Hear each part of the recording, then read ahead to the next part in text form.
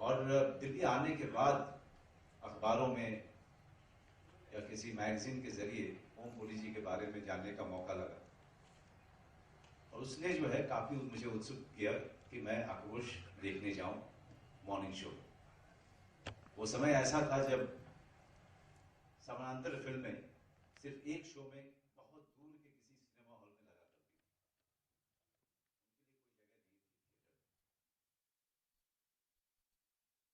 जब मैं आक्रोश देखने गया, फिल्म खत्म हुई, उसके बाद दूसरे दिन वापस गया फिर से मॉर्निंग शो में। तब से लेकर के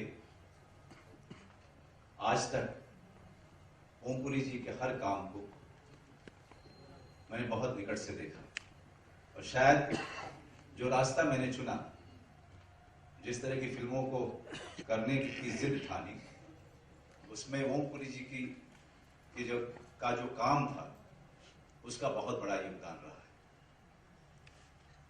उनकी शुरू की फिल्म आक्रोश से ये मेरी यात्रा शुरू हुई थी और दिमाग में कहीं ना कहीं ये जिद पनपने लगा था कि काम करना है तो ऐसा करना है, किसी रास्ते जाना है तो शायद इसी रास्ते जाना है।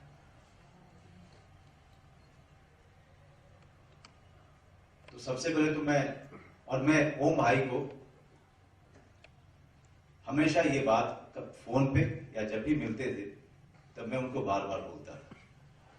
और जिस तरह के व्यक्ति थे, अगर आप में से किसी ने भी उनको निकट से जाना हो, वो हर कॉम्प्लीमेंट को हंस करके टाल दिया करते थे। उन्होंने कभी भी अपनी महानता का बोझा ढोया नहीं। एक फिल्म कर रहे थे हम लोग, चक्रवीर, प्रकाश झा जी की फिल्म थी। पंचमढ़ी मध्य प्रदेश में एक रेस्ट हाउस था जिसमें कि हम 5-6 जो है मेन कलाकार ठहरे हुए थे और साथ में निर्देशक भी थे। और हर शाम को शूटिंग के बाद अपनी अपनी वर्जिश करने के बाद बाहर कुर्सी लगा के अपने अपने कमरे के हम लोग बैठा करते थे और ओम भाई भी आ जाया करते थे वहां।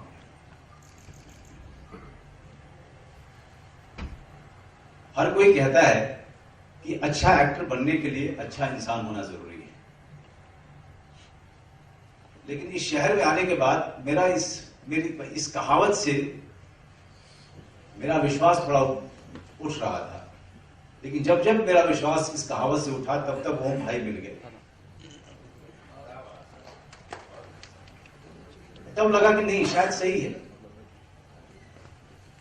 इतना महान एक्टर होने के बावजूद कभी भी सामने वाले को, चाहे वो एक रिक्शा वाला हो, चाहे वो इस देश का सबसे बड़ा पूंजीपति, सबसे एक तरीके से मिलना मैंने आज तक किसी को नहीं देखा।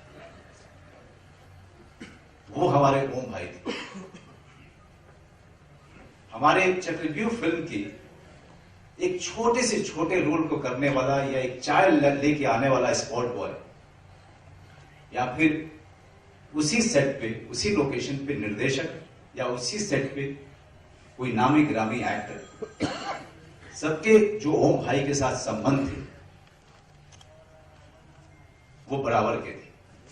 ओम भाई के लोकेशन पे आते ही बड़ी खलबली मचती थी और वो खलबली ऐसी नहीं होती थी कि कोई बहुत बड़ा स्टार आ गया। महान तो थे ही, सभी जानते थे उनके बारे में, लेकिन वो खलबली इसलिए मचती थी कि उनका ओम पुरी आ गया, उनके ओम भाई आ गए, उनके ओम जी आ गए। एक रात हम लोग ऐसे ही बैठे हुए थे तो उन्होंने मुझसे कहा, बबुआ मुझे अपनी फिल्में दिखाओ यार। तो मैं उनको फोन पे मुंबई आने के बाद बोला करता था कि ओम भाई मेरी ये फिल्म है, आप देख लीजिएगा। वो देखते थे और वापस फोन करते थे और अपनी जो भी उनकी प्रतिक्रिया होती थी देते थे। हाल फिलहाल में मैंने उनको कहा कि ओम भाई एक फिल्म है मेरी अलीगढ़, आप देखने आएंगे? उन्होंने कहा कि मैं तो हुई नहीं, लेकिन जब लगेगी तो बता देना। मैंने उनको मैसेज कर दिया कि ओम भाई मेरी फिल्म प्रदर्शित हो गई है और आप कहीं भी देख सकते हैं। अगर आप चाहेंगे तो मैं टिकट लेके आ जाऊंगा जब आप मुंबई में होंगे। फिर मैं भूल गया। उसके बाद भोपाल से उनका एक दिन अचानक रात को फोन आया, अरे यार यहां तो लगी ही नहीं है। मैंने कहा ओम भाई ये बहुत छोटी फिल्म है, भोपाल में नहीं लगेगी। अच्छा अच्छा, ये आक्रोश टाइप की है क्या?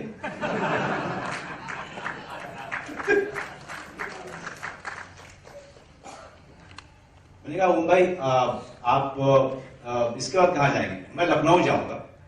ठीक है, तो शायद वहां लगी होगी। फिर उसके बाद मैं भूल गया। रात को उनका अचानक फोन आया तो मैंने उनका नाम देखा फोन पे, तो मुझे लगा कि शायद इन्होंने अलीगढ़ देख ली है। मैंने कहा कि आपने देख ली? तो उन्होंने कहा अरे बबुआ, यहां पर के जो एसपी हैं वही वो तुम्हारे गांव के हैं, तुम्हारी उनसे मैं बात कराता हूं। अलीगढ़ तुम्हारी यहां भी नहीं लगी है, मैं बाद में देख लूंगा। फिर उन्होंने एसपी साहब से बात कराई। फिर एक दिन अचानक इसी तरीके से हर 15-20 दिन के अंतराल में उनका फोन आता था और हर बार मुझे लगता था कि इन्होंने अलीगढ़ देख ली। लेकिन वो साथ में जो बैठा होता था उससे बात कराते थे और साथ में ये भी बोलते थे कि बबुआ मैंने अलीगढ़ देखी नहीं, यहां लगी ही नहीं। मैंने कहा ओम भाई बड़ी छोटी सी फिल्म है, ये 2 महीने कहीं नहीं चलने वाली है। इस तरह का नाता उनके साथ। लेकिन ये सारा प्रसंग दिखाता क्या है एक शख्सियत के बारे में? ये प्रसंग ये दिखाता है कि जिसके साथ भी वो जुड़ते थे उसके साथ पूरी तरीके से जुड़ते थे। अगर अलीगढ़ की बात मैंने उनसे की थी तो 4-5 महीने तक हर शहर में ढूंढते रहे अलीगढ़ को। ऐसे थे हमारे ओम भाई। अगर आप उनके साथ बात करने बैठ जाओ तो आपको नींद आएगी, उनको नींद कभी नहीं आती थी। और हर बार बोलते थे यार कुछ देर और बैठो, कुछ देर और बैठो। बातों का सिलसिला कभी खत्म नहीं होता था। और मैं आपको सही कहूं तो ओम भाई के साथ मेरे बातों का सिलसिला कभी खत्म होगा भी। मैं हमेशा आज भी जब मैं आपके साथ खड़ा हूं, मैं उनके फोटो की तरफ देख करके उनके हंसते हुए मुस्कुराते हुए चेहरे को देख करके ऐसा लग रहा था जैसे कि वो मुझसे बात कर रहे हैं। और मैं आशा करता हूं कि ये तस्वीर, वो उनकी यादें हमेशा मुझसे बात करती रहेंगी। ओम भाई जहां भी हैं खुश रहें और उनकी आत्मा को बहुत खुशी होगी अगर हम लोग खुश रहेंगे तो। धन्यवाद।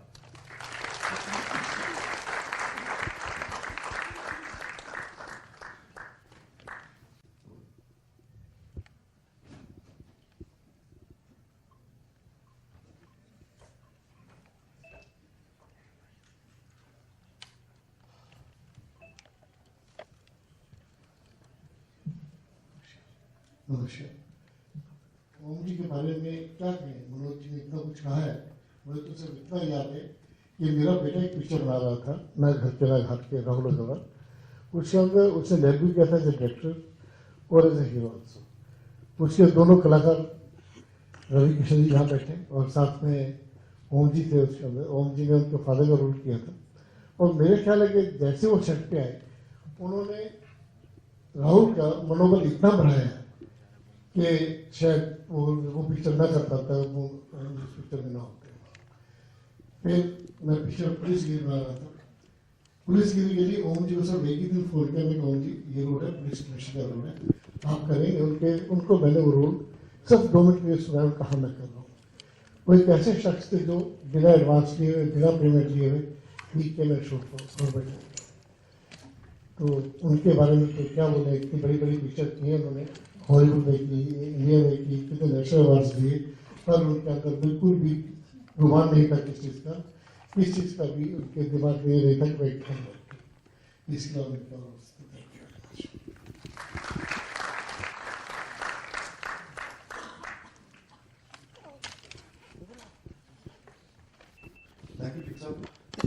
अच्छा, माहौल बहुत सोमवार हो गया।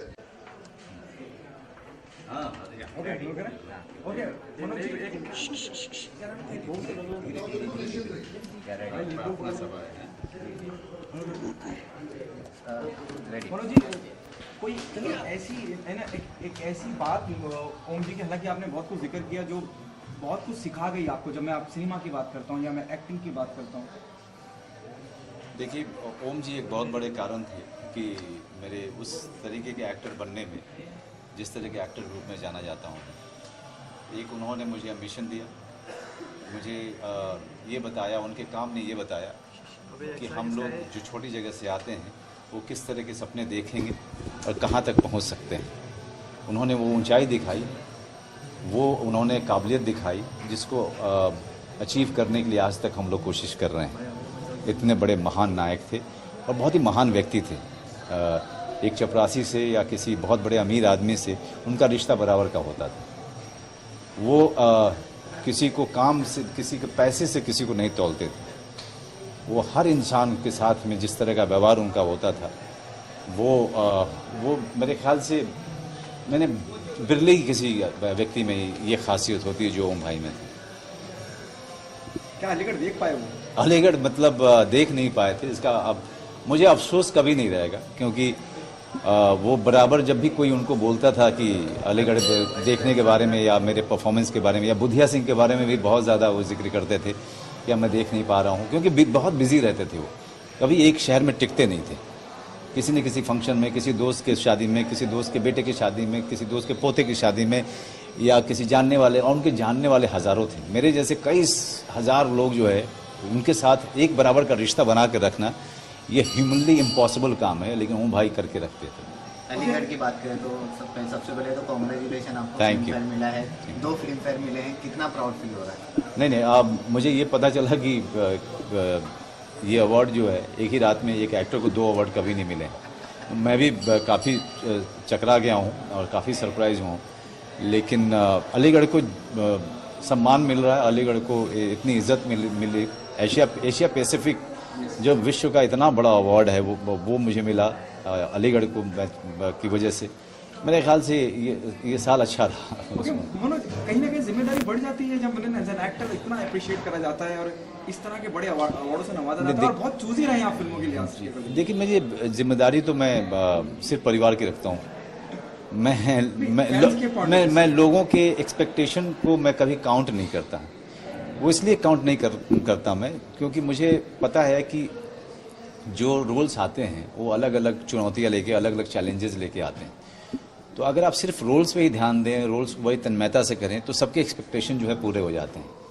किसी की एक्सपेक्टेशन को अगर आप सबसे मेन चीज़ बनाएंगे तो उसे आप डिप्रेशन में चले जाएंगे, फ्रस्ट्रेशन में चले जाएंगे, काम अच्छा नहीं कर पाएंगे। तो अगर जो रोल आ रहा है उसी को अगर करने में मन लगाएंगे तो उससे हम सबके अपना भी एम्बिशन पूरा करेंगे, अपने ख्वाब पूरा करेंगे, और लोगों की भी जो आशाएं हैं उसको भी पूरा कर पाएंगे। कल हमने शाहरुख का इंटरव्यू किया और शाहरुख कहीं रईस फिल्म को लेके आ रहे हैं, और उन्होंने कहा, बाकायदा नाम लिया आपका, नवाजुद्दीन सिद्दीकी का, जीशान का। उन्होंने कहा कि इस तरह के जो एक्टर रियल स्पेस में काम करते आए हैं, वो जब मेरे साथ एक्टिंग करते हैं या कोई सीन करते हैं तो मुझे अपना एक्टिंग करने का या उस किरदार को कन्वे करने का तरीका ही बदल देता हूँ। मैं इतना इंस्पायर हूँ मैं इन सबसे। ये taken your name, Nawazuddin Siddiqui and Zeeshan. देखिए, शाहरुख मेरे पुराने जानने वाले रहे हैं। जब हम 17, 18 साल, 19 साल के थे तब से हम एक दूसरे को जानते हैं। और शाहरुख इतने बड़े स्टार हैं, मतलब मेगा स्टार जिसे कहें हमारे कंट्री के। इतने ऊंचाई जो है बहुत कम लोग हासिल करते हैं स्टारडम में। स्टार्स तो बहुत सारे हैं, लेकिन कोई शाहरुख खान नहीं है। तो शाहरुख की हर अचीवमेंट पे उनका परिवार गर्व तो करता ही है, लेकिन शाहरुख को ये भी पता है कि उसका एक दूर खड़ा मनोज बाजपेयी जो दोस्त है वो भी उस पर बहुत गर्व करता है, क्योंकि मुझे पता है शाहरुख कहाँ से कहाँ तक पहुँचे हैं। और शाहरुख जो ये बात कह रहे हैं इसलिए क्योंकि वो Shahrukh is very humble. Mega star की बात करें तो अमिताभ जी की साथ आपकी सरकार 3 आ रही है, तो कितने एक्साइटेड हैं पिक्चर को लेके? देखिए, सरकार 3 में सबसे जो कमाल की बात रही कि मुझे कई साल के बाद राम गोपाल वर्मा जी ने निर्देशित किया, डायरेक्ट किया, जिसका मुझे बहुत बहुत खुशी हुई। फिर अमित जी के साथ ये मेरी चौथी फिल्म थी और उसका एक अलग एक्साइटमेंट था। मेरा रोल छोटा है लेकिन बड़ा महत्वपूर्ण है। और जो भी मैंने जितने छोटे दिन कम दिन काम किए उसको मैंने बहुत एंजॉय किया, और ख़ास करके राम गोपाल वर्मा फिर से डायरेक्शन दे रहे थे जिनके कारण मैं हूँ, तो उसका मज़ा ही दुगुना हो जाता है। शाहरुख ने ये भी कहा है ना, व्हेन वी आस्क हिम कि कौन सा एक ऐसा बॉलीवुड गैंगस्टर है जो आपको बहुत इंस्पायर करता है, ही सेड भिको मार। I am really thankful to him, क्योंकि शाहरुख भिको माथुर को अभी तक याद किए हुए हैं, मैं खुद ही भूल चुका हूँ, क्योंकि 19 साल पहले की बात है। So whenever I think of Satya and Bhiku Matre, I start feeling old, and I don't want to feel old. But thank you, Shahrukh. Thank you very much. Yeah. Thank you so much. क्या ओमपुरी जी पे biopic बननी चाहिए और बननी बनेगी चाहिए तो given a choice, would you be a part of it? I think मुझसे अच्छा कोई नहीं करेगा, क्योंकि मैंने ओम जी को बहुत निकट से जानता था, और अब मेरे लिए, मैं उनकी प्रार्थना सभा पे आया हूँ, और मैं आज इसलिए हंस रहा हूँ क्योंकि उनकी जो यादें हैं वो उसको अगर आप उनके जो मेमोरीज हैं याद करके आप कभी उदास हो ही नहीं सकते। ओम भाई ऐसी शख्सियत थे कि ओम भाई को याद करके कोई भी व्यक्ति उदास नहीं हो सकता। इतने हंसमुख टाइप के थे, हमेशा हंसाते रहते थे, हमेशा कुछ ऐसी हरकत किया करते थे जिससे कि हंसी आती थी। तो today I am remembering him with loads of happiness. Thank you so much. Thank you so much. Thanks. Thank you so much. मैं एक जोक सुन, बनिया और जाट घूम रहे थे। बनिया ने कहा जाट ने जाट तेरे सर पे खाट, जाट ने कहा बनिया रे बनिया तेरे सर पे कोलू। बनिया बोला इसमें क्या तुक हुई? तुक नहीं है साले, वजन तले तो मरेगा तू। So that was Om ji. And फिर सीधे शूट पे बोले हाँ बेटा बता बच्चे और क्या हो रहा है सेंटा में? सर सेंटा में कल तो मीटिंग है हमारी एग्जीक्यूटिव कमेटी की, आप आ जाओ, शहर में हो तो। यार मैं सारी रात शूटिंग किया है, दिन भर काम किया है, अभी मैं बैठा हुआ हूँ और 1 2 3 4 5 6 7 लोग बैठे मेरे साथ, कोई गुजरात से है, कोई महाराष्ट्र से। सर वेरी गुड, आप नेशनल इंटीग्रिटी कर रहे हैं। एक ये भी है, क्या नाम है, खालिद, मुसलमान है, इसे सुबह तक मैं हिंदू बना दूंगा, ये घंटी बजाएगा मंदिर में। फिर बोले बेटा कल मैं जा रहा हूँ अमेरिकन कॉन्सुलेट, मेरा कुछ वर्क परमिट है और मैं तो रख नहीं पाऊंगा। कोई नहीं सर, मैं मीटिंग के बाद शाम को मैं घर आता हूँ, आपको अपडेट देता हूँ क्या क्या हो रहा है सेंटा में।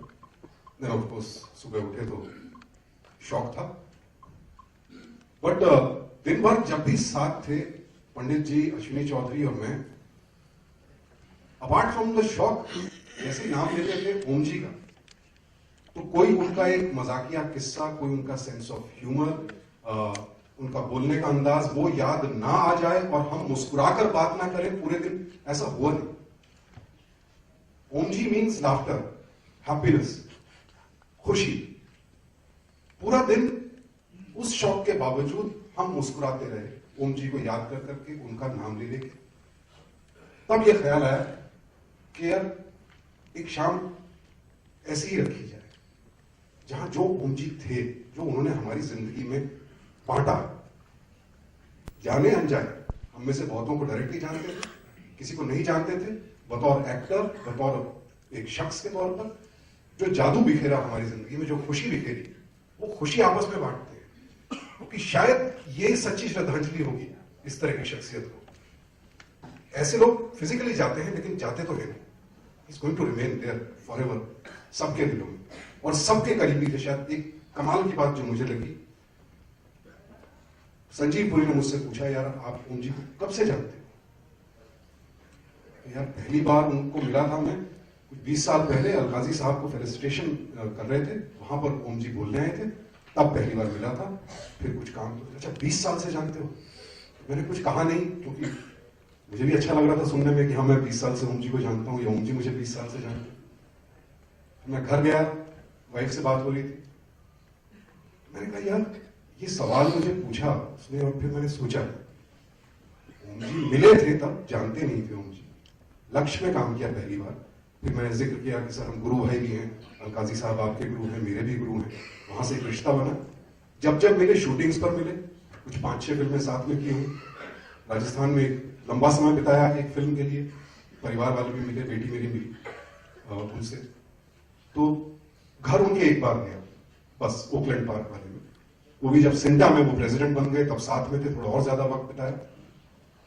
तो ऐसे देखूं तो मुलाकातों की अगर तादाद देखूंगा तो शायद मैं करीबी नहीं था या दावा भी नहीं कर सकता।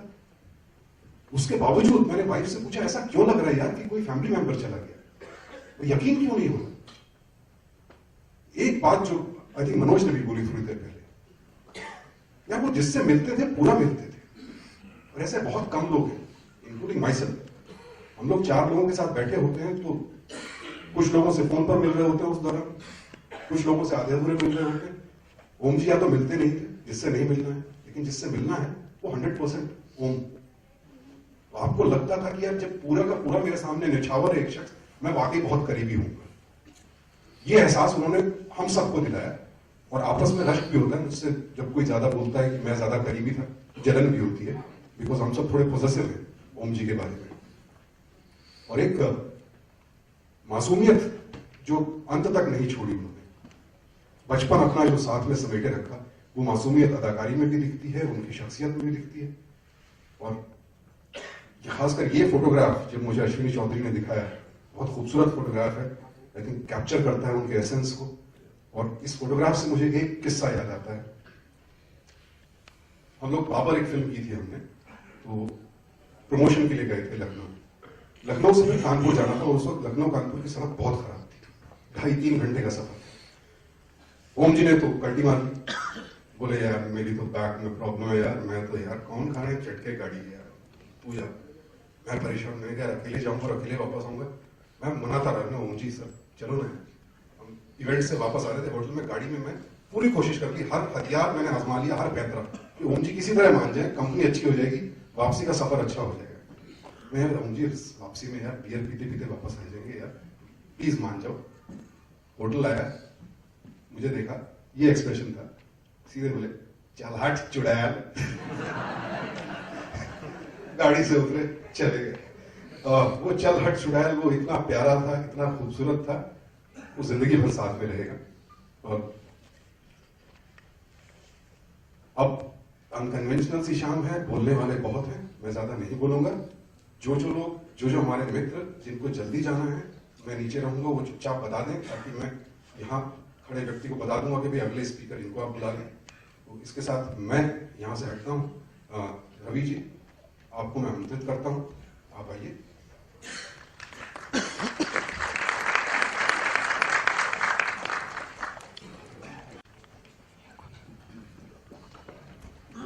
नमस्कार सभी का। मैंने एक पिता तुल्य गुरु खोया, या एक दोस्त खोया, या एक पता नहीं, बहुत 4-5 फिल्में हमने की साथ ओम जी के साथ। और बड़ा भाग्यशाली था कि पिछले 1 महीने हम लोगों के बड़े साथ भी थे। बनारस में थे, एक फिल्म कर रहे थे, बनारस 2006 बॉम्ब ब्लास्ट पे फिल्म थी, तो बड़े मस्ती में थे। उनकी दुख गम सबको पता है, मुझे भी पता थे, क्योंकि हम लोग मुझे बड़ा देसी मानते हैं कि तुझसे बड़ी गांव की महक आती। मुझे बोले तू बड़ा देसी मुंडा है, और मनोज भाई को जैसे बबुआ बोलते हैं, मुझे भी बबुआ बोलते हैं। और ये भी हुआ कि उस दिन जो डिबेट में बड़ा हंगामा हुआ इस देश में, ये देश भी हमारा अद्भुत है, तो उस दिन मैं भी उस डिबेट में, मैं दिल्ली में बैठा था, ये लखनऊ में थे, और उनको कुछ प्रोवोक करके कुछ पूछ लिया गया होगा। शूटिंग से आए थे, जबरदस्ती उनको माइक निप्पल लगा दिया होगा कि बोलिए बोलिए, तो बैठ के कुछ बोलने लगे होंगे। अवघड़ आदमी थे, अवघड़ों को छेड़ना नहीं चाहिए, लेकिन छेड़ देते थे, क्योंकि वो अवघड़ यहाँ से, और कलाकार मुझे लगता है यहाँ से नहीं सोचते, वो यहाँ से सोचते, इसलिए कलाकार होते। और वो ओम जी थे, उन्होंने बोला, मैं भी था डिबेट में, मैं उनको देखा, टीवी पे देख रहा था। वो बात गई, उसके 2 दिन बाद हमको बनारस मिला, और हंगामा तब तक देश में त्राहिमाम मचा था, सब लोग गरिया रहे थे, ये है वो है, फलाना है, ठिकाना है, जिसको जो मन में आ रहा था बोले जा रहा। और हम लोग बनारस मिले, बनारस क्या मिले, हम लोग तो मुंबई एयरपोर्ट से ही साथ चले, कॉफी वॉफी पिए। तो मुझे लगा कि भाई लोग बड़ा गाली देंगे, लेकिन मैं देख रहा था कि फोटो खिंचवाने वाले की तादाद बहुत बढ़ गई और सेल्फी बहुत खिंचाए जा रहे थे लोग। बनारस तक, फिर हमको लगा बनारस में हड़कंप होगा, क्योंकि इतना आग लगी हुई थी देश में कि देशद्रोही आ गया और ये फलाना फलाना बहुत सब। तो वहां देखे तो और ज्यादा फैन फॉलोइंग बढ़ गई थी। और फिर रात हम लोग साथ बैठे। अक्सर उनको ईस्ट टू लव ड्रिंक, तो शराब बहुत पसंद करते, उनको मजा आता था, आनंद लेते थे, क्योंकि उसमें और मस्ती में आते थे। उनके अंदर का बालक है ना मिश्रा जी। मिश्रा जी हम लोगों ने बहुत अच्छा समय बिताया, मिश्रा जी और कई सालों से ओम जी के साथ हम लोग ने अच्छा समय बिताया। मिश्रा जी आपको बहुत प्यार करते थे, पत्नी की तरह।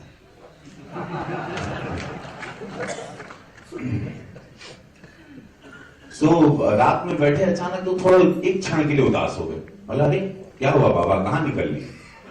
तो बोले नहीं यार बबुआ, एक गलती हो गई। वो टीवी पे हम बोलते हैं, मैं बोला छोड़ी ना, हटाओ ना, बोल दिए खत्म, आगे बढ़ते हैं, छोड़ी। ये देश को 2 दिन में सब भूल जाता है। तो देश की याददाश्त बहुत कमजोर है, 2 दिन लगता है, तीसरे दिन किसी को कुछ याद नहीं। तो आप इतिहास उठा के देखिए देश का। मतलब छोड़ी ना, बोल दिया, हो गया, निकल गया, छोड़ो, हटो जिसको। तो बोले नहीं यार मैं उदास हूं। तो मतलब तब क्या करना है? हम दोनों अकेले बैठे थे, मिश्रा जी बीच बीच में ड्रिंक सर्व कर रहे थे। बोले मुझे उस सैनिक के घर जाना जिसके बारे में मैंने बोला था। बबुआ उसके घर वाले हम पर कहीं अटैक वटैक तो नहीं करेंगे? तो मैं बोला हाँ। तो इटावा था, तो हम इटावा के एसपी वगैरह से बात की, पुलिस फोर्स से बात की यूपी में। बोला ठीक है आप चलिए, आपका बाल बांका नहीं होगा, ये हमारी जिम्मेदारी। और उनकी पूरी सुरक्षा वगैरह करके वो वहां गए। 10 लाख रुपए उन्होंने उसको दिया, हमको नहीं बताए थे। वहां जाके फिर उन्होंने फोन किया कि मेरे बबुआ 10 लाख रुपए दे दिया। उस सैनिक को वहीं हवन करवाए, वहां जम के रोए। बोले बहुत रोए लगे। बोला ठीक है, वो रोए हुए। उसके बाद आए, फिर एक दिन रात हम बैठे। बोले यार मैं नसीर सर कहता हूं, नसीर भाई कहता हूं, भी हमारे बड़े अजीज। बोले नसीर की बहुत याद आ रही। ऐसी ही रात वापस, क्यों बनारस काफी दिन का लंबा शेड्यूल था हमारा, पिछले महीने ना मिश्रा जी। हाँ, तो फिर नसीर की बहुत याद आती। तो हमारा अरे आपके तो मित्र हैं, घनिष्ठ मित्र हैं, रूम पार्टनर हैं, रूम की किस्से कुछ सुनाए, कुछ बातें मैं नहीं बताना चाहता हूं। तो उन्हें बोले बबुआ एक घड़ी पहना हूं मैं। घड़ी दिखाया, ये नसीर ने दी। मैंने जिंदगी में इसके बाद कभी घड़ी नहीं खरीदी, मैं नसीर वाली घड़ी पहनता हूं और मैं उसको बहुत मिस करता हूं, वो मुझे बहुत याद आता है। अब मैं उसकी डिटेल में कुछ बातें थी जो मैं अपने तक रखना चाहता हूं। वो दोनों की मित्रता की बहुत बहुत सुंदर मित्रता, नसीर सर की और ओम जी की बहुत सुंदर मित्रता। वो मैंने अपने कान से सुना गरिला की, वो मैं अपने दिल में रखना चाहता हूँ। बहुत सुंदर मित्रता और बहुत सुंदर बातचीत, कुछ मैसेजेस की बातचीत दोनों की बहुत सुंदर। तो ऐसे थे। फिर मैंने 15 दिन 20 दिन पहले, डेथ के 15 दिन पहले अपने घर पर डिनर पे बुलाया और मैंने कोशिश की नसीर भाई को भी बुलाऊं और ओम जी को भी और दोनों मित्र को मिला। तो ये आ गए 9 बजे, पार्टी शुरू होनी थी मेरे घर, ये 9 ही बजे आ गए। और मैं ऐसे उनके चरण छुआ, तो क्या स्वागत, फिर उनके स्वागत में दिशु भाई दिए थे हम लोग ने। जश्न शुरू हुआ मेरे घर, उनको मेरे घर की छत बड़ी अच्छी लगी, वो छत पे बैठे रहे और सिलसिला चलता रहा। तो मुझे बोले कि मैंने मैसेज नसीर सर तक पहुंचाया, तो शायद फिर वो बातचीत कुछ रही या नहीं रही पता नहीं। वो इंतजार करते रहे। सुबह 4 बजे पार्टी चलती रही और हम दिशु भाई, हम लोग 3 लोग खाली बैठे रहे छत पर, और सुबह के 4 बजे। और पता नहीं उनकी आंखें कुछ ढूंढ रही थी। लेकिन उसके बाद नीचे उतरे, गाड़ी के ऊपर चढ़े, तो हमको लगा नेताजी खड़े हैं। बोला नेताजी की जय हो, नेताजी चुनाव जीतेंगे। हम और दिशु भाई उनकी मजाक और हम लोग की खिंचाई की। दिशु भाई को बहुत चुम्मी मारे। मुझे बोले चल बबुआ जाता हूं मैं और फिर मिलेंगे। और वही 15 दिन बाद मैं जहाज चढ़ रहा था गुजरात जाने के लिए, जहाज ही में हम ट्विटर पढ़े कि इज नो मोर, तो मैं ना उतर पाऊं, दरवाजा बंद हो गया, मैं उनकी लास्ट ट्राई उसमें विजुअल्स में भी नहीं रहा। और लेकिन स्माइलिंग चेहरा, मस्त रहे, बेटे को बहुत प्यार करते हैं, जिंदगी को बहुत प्यार करते हैं, और बोले थे मैं बोझा नहीं बनूंगा कभी, और ये बोले थे मैं बोझा नहीं बनूंगा, ऐसा तड़ से चला जाऊंगा और शौक दे दूंगा सबको। ये था उनका, ये बड़ा आनंद था, मतलब अद्भुत थे, अद्भुत थे, अद्भुत थे, जितने अद्भुत कलाकार उतने अद्भुत इंसान।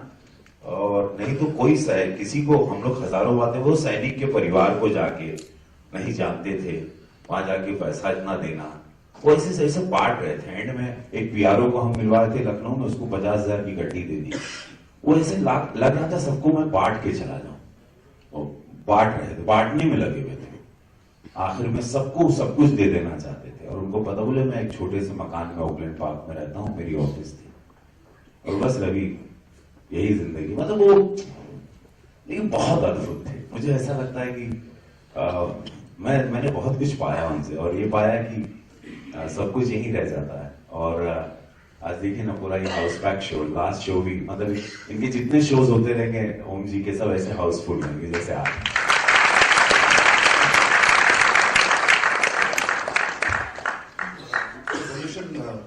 Sushant, I request Seema Kapoor ji to come and share her best moments. I think nobody better than Seema ji can share. Seema.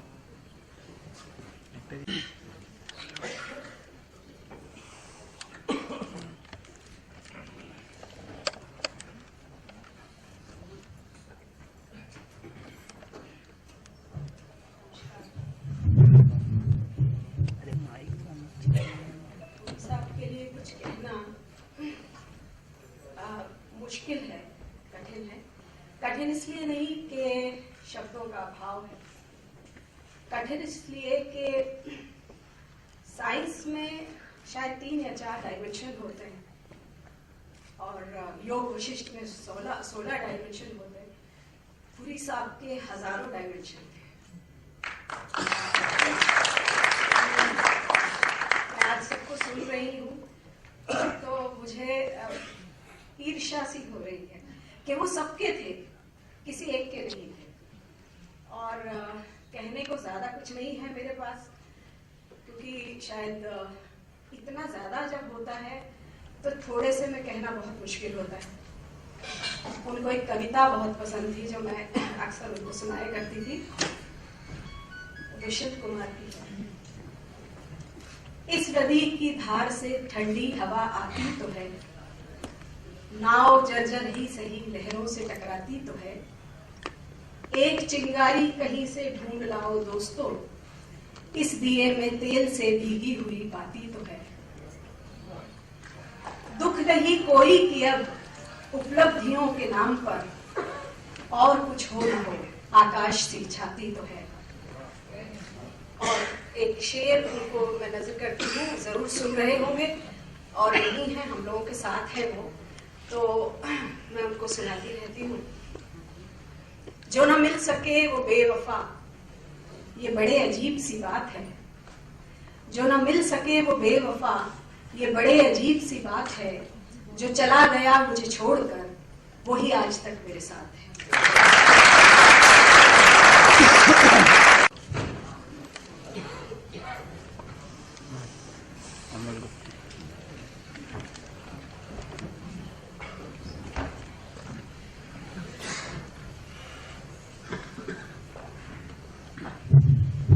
नमस्कार। एक बात जो हमारी सेंचुरी को एक मुकाम तक पहुंचा रही है, वो बात है सिनेमा का अन्वेषण।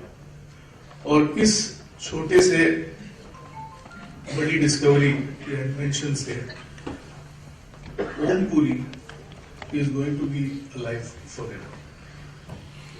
तो चाहे मैं पर्सनल बातें नहीं कर रहा हूं, but as a follower, as a lover, चाहे वो सदगति हो या आक्रोश, अर्धसत्य, और फिर गियर बदल के जाने भी दो यार, चाची 420, मंडी का वो फोटोग्राफर। तो ये इतने सारे जो रंग उन्होंने भरे हैं, I think it's going to be there for later generations to learn from. और वो ऐसे गुड पीरियड जो कहते हैं, उसमें उनका भाग जो था पैरेलल सिनेमा में, जहां लोगों ने असली भारत को दिखाया। अभी मल्टीप्लेक्स भारत दिख रहा है टिकट के हिसाब से पिक्चर बनती है, लेकिन पुरी साहब के दौर में उनकी 2 पिक्चरों में तो मैं साथ में था, होली में था 1984, और इमीडिएटली नेक्स्ट ईयर मैं मिर्च मसाला में निर्देशन सहायक था केतन मेहता का। तो एक बड़ी बात जो मुझे छाती पीट के कहनी है कि पुरी साहब ने मेरा बंगाल लैंसर्स का मिलिट्री शर्ट पहना था मिर्च मसाला। इससे बड़ी बात मेरे लिए, क्योंकि मैं बौना हूं, वो बहुत बड़े दिग्गज रहे हैं, और दूसरी बात उनका ईशान की तरफ का प्यार, क्योंकि मैं भी को पेरेंट था बेसेंट मॉन्टेसरी स्कूल में, बहुत नजदीक से उनको एक सामान्य पापा की तरह आकर हर चीज में अपना फर्ज निभाकर स्कूल को आगे जो बढ़ावा दिया उन्होंने, वो दर्शनीय है। इससे ज्यादा मैं कुछ बोलना नहीं चाहता, क्योंकि छोटी उम्र छोटी बात होनी चाहिए।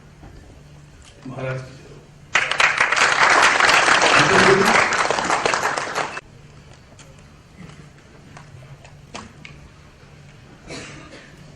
दोस्तों नमस्कार।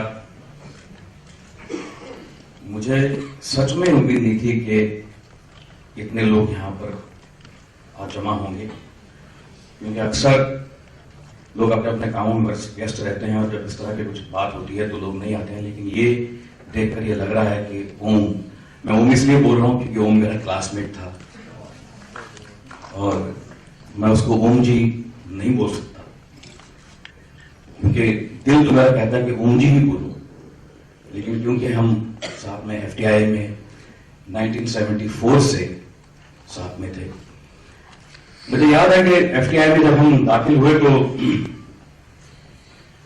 हमारी क्लास में 11 एक्टर थे, मेल्स, 7-8 लड़कियां थी। उस समय आपको सबको पता ही है कि 74, 75, 76 में, उस जमाने में 70s 80s में कन्वेंशनल हीरो का जमाना था। मतलब अगर कोई एक्टर बनना चाहता है तो कम से कम 5 फुट 10-11 इंच हो, अच्छी बॉडी हो, शक्ल भी अच्छी खासी हो, तब एक्टर इंडस्ट्री एक्सेप्ट करती है, वरना नहीं करती। इस तरह की एक धारणा थी, सब किसी तरह के एक्टर आया करते थे उस जमाने में। तो जब सिलेक्शन हुआ तो 10 एक्टर तो वहां पहुंच गए टाइम पर एफटीआई में, जो डेट थी एंट्रेंस के उसके हिसाब से। लेकिन एक तरह देर से पहुंचा, वो मैं था।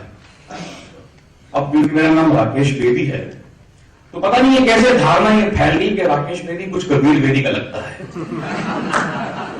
तो लोगों ने अपने मन में ही एक इमेज बना ली कि एक 5 फुट, बाकी जितने भी थे वो सब 5'11" से कम कोई नहीं था, सब लंबे चौड़े थे, एक मैं ही सबसे छोटा था। तो लोगों को लगा कि ये भी जो राकेश बेदी आ रहा है तो शायद ये भी कबीर बेदी की फैमिली से है, सब धारणा पता नहीं क्यों बन गई। तो उनको लगा कि एक 6 फुटा नौजवान कोई आएगा। तो मैं 1-2 दिन जब लेट पहुंचा, मैंने क्लास में एंट्री मारी, तो उसके बाद मुझे भी याद है कि ओम मुझे कोने में कहीं मिला, और उसने कहा, एक मोटी सी गाली थी पंजाबी में, और तू राकेश बेदी है? मैं कहा हाँ जी। फिर तुम देखना होगा। तो मेरा क्यों डरे हुए थे मुझसे तुम?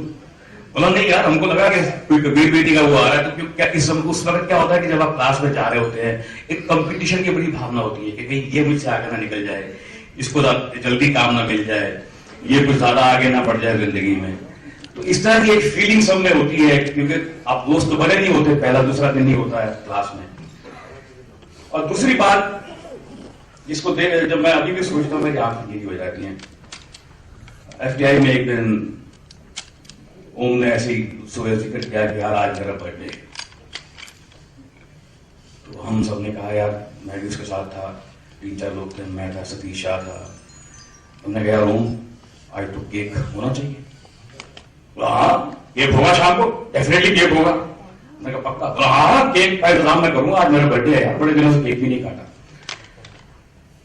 और आजकल जिस तरह की प्रथा है, आजकल किसी भी घर में बच्चे का बर्थडे हो तो केक फौरन आ जाता है, लेकिन उस जमाने में इस तरह से नहीं होता था। तो हमको लगा भाई आज FTI में जब हमारी कड़की का जमाना था, खाने के पैसे कम होते थे, मुश्किल से गुजारा होता था, उस वक्त उन दिनों में केक मिलेगा शाम को, तो एक बड़ी एक आशा सी शाम तक बनी रही कि आज शाम को केक खाने को मिलेगा। ओम अरेंज कर रहा है कहीं से, तो केक मतलब पार्टी, छोटी सी पार्टी और केक। शाम के मेरे रूम में बैठे हुए थे 2-3 लोग, शाम के 7-8 बजे, ओम का पता नहीं, और उस जमाने में मोबाइल वगैरह था तो पता ही नहीं।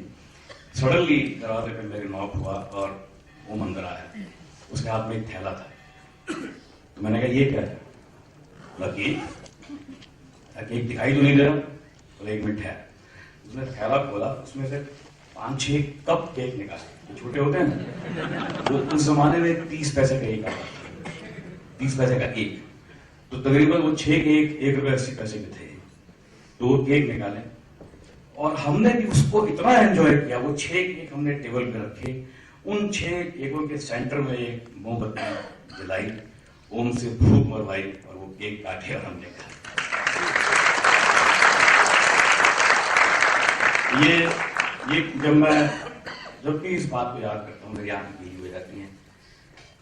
और दूसरी जो मुझे एक बड़ी अच्छी और इम्पोर्टेंट बात मुझे याद है कि जब गांधी फिल्म बन रही थी तो रिचर्ड एटनबरो यहाँ पर आए थे और साउथ बॉम्बे के एक होटल में ठहरे हुए थे और कास्टिंग कर रहे थे। तो मैं भी उस जमाने में स्ट्रगल कर रहा था, ओम भी कर रहा, ओम को हालांकि अच्छे रोल मिल चुके थे। तो मुझे पता चला कि वहाँ कुछ एक्टर्स जा रहे हैं रोल पाने के लिए, तो मैं भी वहाँ चला गया। मैंने स्क्रिप्ट सुनी थी गांधी की, तो मुझे जो भी चुनिंदा रोल थे उनके बारे में कुछ आइडिया था। तो मैं रिचर्ड एटनबरो से मिलकर बाहर निकला कमरे में से, तो मुझे ओम मिला बैठा हुआ। तो मुझे उन्होंने वेट करने के लिए बोला कि आप वेट कीजिए, आपको बताते हैं सीजन है हमारा। तो मैं बैठा रहा, बाद में थोड़ी देर बाद ओम निकला। मैंने कहा ओम क्या हुआ यार तेरा? बोला मेरा हो गया। मैंने कहा कौन सा रोल? तो उसने रोल बताया। मैंने कहा वो बहुत छोटा रोल है, वो तो खाली एक सीन है यार, तू रोल करेगा।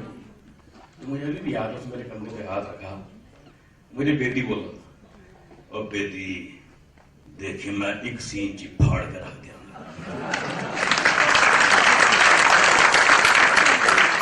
और मुझे इतना अच्छा लगा कि आज ये फोटो जो है ये उसी सीन की है, ये ध्यान रखिए।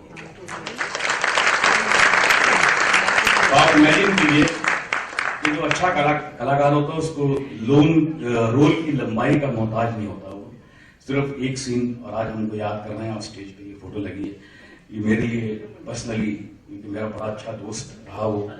उसके बाद भी और कई जगह हम मिले, जब भी मुझे मिलता था एक ही बात बोलता था, यार बेटी कोई जोक सुना, कोई जोक सुना। अब मुझे याद है कि अभी कोई 6-8 महीने पहले की बात है, हम लोग कहीं जा रहे थे, वो कहीं और जा रहा था, मैं कहीं और जा रहा था, एयरपोर्ट में मुलाकात होगी। तो लॉन्च में हम बैठ गए, तो मैंने उसको देखा, तो देखते ही मैं उसके पास गया, मैंने कहा ओम जोक सुनाओ तुम। 1 मिनट ठहर गया, तो कुछ फोन पे था और कुछ उसकी पर्सनल इश्यूज थे। वो फोन पर तकरीबन आधा घंटा लगा रहा और मुझे अफसोस है ये फाइट अनाउंस हो गई, मुझे जोक सुनाने का टाइम नहीं मिला उसे।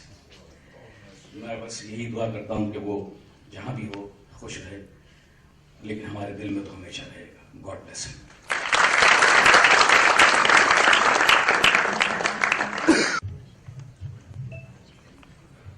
एक एहसास है, रूह से महसूस करूं, हाथ को छू के ऐसे रिश्तों का इल्जाम न दो। आई डोंट नो कि मेरा उनके साथ जो संबंध था उसे मैं किन लफ्जों में बयां करूं, वो रिलेशनशिप था, वो किस तरह की फ्रेंडशिप थी। बिकॉज कई सालों तक हमने कभी इकट्ठे काम नहीं किया, 25 साल। एक चीज जो हर साल मुझे उनसे मिलती थी वो थी झप्पी, और ऐसी जादू की झप्पी मुझे और कोई नहीं देता था। कई सालों तक वो झप्पी हमेशा मुझे मिलती रही, लेकिन उनकी जो लाइनें थी वो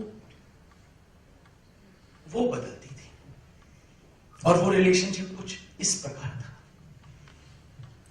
पहली मुलाकात थी, Rajat, have we work together? मैं क्या नहीं हूं जी। 2 साल बाद, Rajat, we have not work together? मैं क्या नहीं हूं जी। 2 साल और बीते, Rajat, we must work together. 2 साल और बीते, Rajat, why are we not working together? कई और साल, मैं क्या रजत भी है तू, और तू कहते 2 साल पहले ये मौका मिला, हमने सिर्फ एक ही सीन किया था, और 5 मिनट में खत्म। तो मेरे पास आए गए कि रजत ए कोई गल हुई, तो आऊं खत्म हो गया। तो मैं क्या, मुझे क्या करें, पर मेरी ख्वाहिश पूरी होगी। लेकिन उन्होंने सिर्फ एक चीज कही, कोई नहीं, ड्रिंक तब बनती है शाम को, आ जाइए मेरे कमरे से। That was my relationship.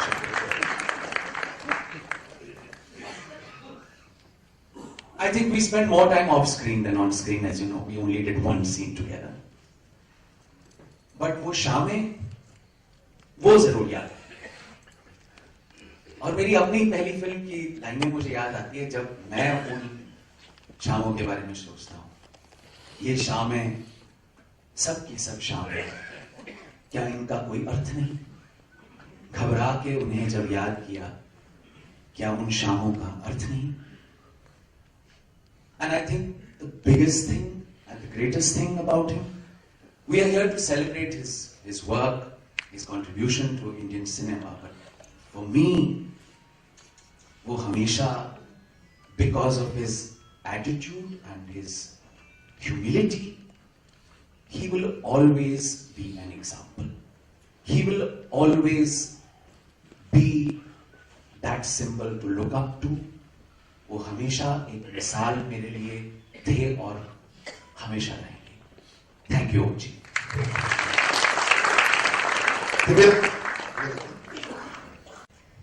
नमस्कार। जितने लोगों को सुन रहे हैं, जितने किस्से सुन रहे हैं, मन कर रहा है सुनते जाएं और ये शाम शायद खत्म हो। ओम जी जितने बेहतरीन कलाकार थे, जितने बड़े स्टार थे, उनकी एक खासियत थी कि वो, पंजाबी में कहते हैं निगाहपन, जिस निगाहपन से वो आपसे बात करते थे, आपको लगता था कि आपका कोई फैमिली का मेंबर है जो आपसे अभी अभी मिला है। इतना कंफर्टेबल वो आपको कर देते थे। मुझे याद है सीमा दीदी ने एक बार फोन मिलाया और सीमा दीदी का नंबर था और आवाज, that unmistakable baritone voice was Om Puri's, and he said, play करेगी मेरा नाम, and he said मैं तुम्हारी अमृता को अडैप्ट कर रहा हूँ पंजाबी में और ये मेरा कमबैक होगा थिएटर में, तो मैं चाहना कि तू अपने मेरे नाल करेंगी। जिस वार्मथ के साथ, जिस अपनेपन के साथ उन्होंने मुझे ये कहा, I definitely had to do this। मुझे जो उनके साथ वक्त बिताने का, उस रिहर्सल के दौरान, उस टूर के दौरान जब हम ये करते थे, चाहे हम लाहौर जाएं, चाहे कनाडा हो, चाहे दिल्ली हो, पंजाब हो, I really got to know the person that Om Ji was।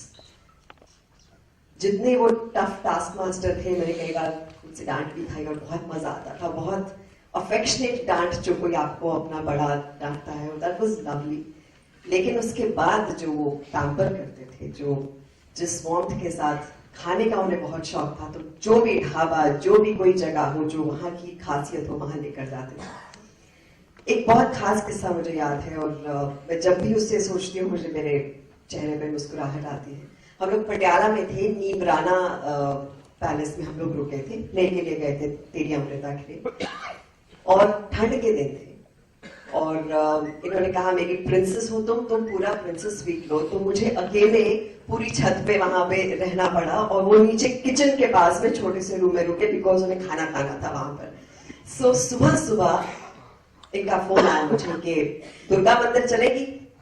तो I had just woken up, I said हाँ जी। तो ही सेड फटाफट आ जा नीचे। अब मुझे लगा शायद ऑर्गेनाइजर्स आ गए हैं, गाड़ी रेडी है और मैं ही शायद लेट हो गई हूँ। तो फटाफट से मैं रेडी हुई और नीचे गई तो देखा कि वो अकेले टहल रहे थे गेट के पास। तो मैंने कहा तो हम कैसे जा रहे हैं? तो इसे पैदल। तो आई न्यू कि जो मंदिर है वो इतना पास नहीं है, तो ऐसे पैदल। इसे हाँ ऑर्गेनाइजर सुनते होने, मैं नहीं उठा रहा उन्होंने, हम चलते हैं, ये पंजाब है, लिफ्ट ले लेंगे किसी से। सो आई वॉज वेरी सरप्राइज्ड कि जहां हमें ऐसी आदतें होती हैं बेसिक लग्जरीज, बेसिक कंफर्ट्स की, वहां एक इंसान इतना बड़ा स्टार, इतना बड़ा एक्टर, इतना रेगुलर, इतना नॉर्मल कि चल लिफ्ट ले लेते। और बिल्कुल एफर्टलेसली गए पटियाला की सड़क पे, जहां पंजाब मतलब, and asks for a lift. और वो आदमी इतना एक्साइट हो गया ओम जी को देखकर कि मुझे लगता वो हमें मुंबई तक छोड़ जाता। सो और एक कॉन्फिडेंस के साथ कहते हो यार सानू जरा दुर्गा मंदिर ला दे। इसे हाँ जी हाँ जी। अब हमें मंदिर तक लेके गए। मंदिर में हमने बहुत अच्छे दर्शन किए। तब तक सबको पता चल गया था कि ओमपुरी आए हैं। तो बहुत रश हो गया वहां पर। तो पंडित, इतने सारे हार हमारे पास थे, शॉल्स थे। तो पंडित बोले जी हम आपको आपकी गाड़ी तक छोड़ देते हैं, ड्राइवर होगा उसे फोन कर दीजिए, लाइए हम लगा देते हैं। तो ओम जी मजा लेके उनको बोल दें कि भाई हमारे पास गाड़ी वाड़ी नहीं है, हम ऐसे आ गए। तो बोले नहीं नहीं वो हम कर लेंगे, तुम हमें बस शॉल और मालाएं दे दो। तो शॉल और मालाएं लेकर आधी उनके हाथ में आधी मेरे हाथ में, आई वाज टोटली क्लूलेस कि क्या हो रहा है। हम लोग बाहर गए और मैंने कहा ओम जी अब से रुक।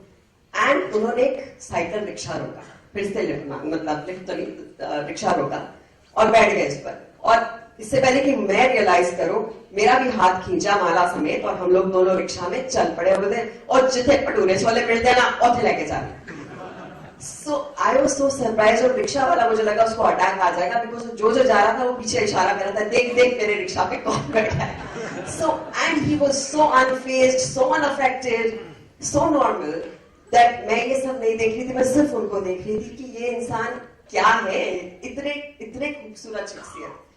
और उतनी देर में ऑर्गेनाइजर्स आ गए, सबके सॉरी जी आप बता देते हम पहुंचते। लेकिन ही वाज टोटली किस्से सुना रहे थे, जोक्स सुना रहे थे, मुस्कुराहटें बिखेर रहे थे। एंड आई थिंक जहां जाते थे वहां की जान बन जाते थे। एंड आई थिंक यहाँ जितने लोग आए हैं कहीं ना कहीं उनके दिलों में हमेशा वो जान बनकर रहेंगे। और जहां दूसरी तरफ वो बैठे हैं वहां भी मुस्कुराहटें बिखेर रहे होंगे। सो मैं बस इतना ही कहूंगी, जहां जाएगा रोशनी लुटाएगा, किसी चिराग का अपना मकान नहीं। देखिए मैं इस चीज के लिए तैयार नहीं था। मैंने पहले ही कहा था इंटरव्यू से कि मैं कुछ बोलूंगा नहीं, लेकिन अशोक जी ने मुझे बुलाया यहाँ पे। ओमपुरी, उनके बारे में अभी तक बहुत कुछ कहा गया, कितने अच्छे इंसान थे, कितने अच्छे एक्टर थे, ये मुझे कहने की जरूरत नहीं है, वो तो विदित है। और मेरे लिए ओमपुरी एक गुरु की जगह है, क्योंकि जब मैंने ड्रामा स्कूल ज्वाइन किया, मेरे सीनियर थे। तो फर्स्ट ईयर में जब मैं गया तो हमारे डायरेक्टर काजी साहब ने कहा कि भाई एक प्ले चल रहा है स्टूडियो थिएटर में, द लेसन, और आप लोग फर्स्ट ईयर के जितने भी बच्चे हैं आप लोग उस प्ले को देख लीजिएगा। मैं कश्मीर के एक छोटे शहर से, बागदल से आया था, मुझे ज्यादा थिएटर के बारे में कुछ मालूम नहीं था, और शौक था कि मैं थिएटर करूं।